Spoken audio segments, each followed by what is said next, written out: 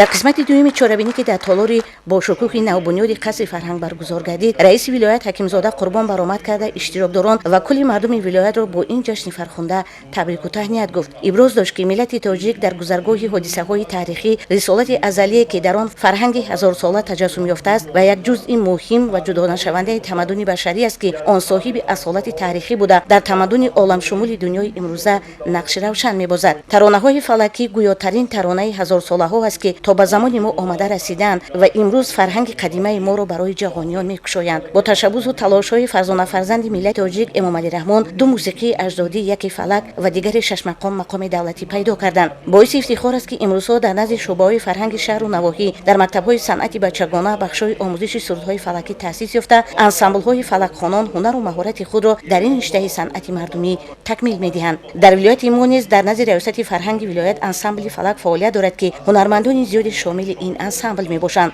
онҳо бо барномаҳои калони ҳунарӣ ба шаҳру навоҳии вилоят баромада тарғибгари суруду таронаҳои фалакӣ мебошанд.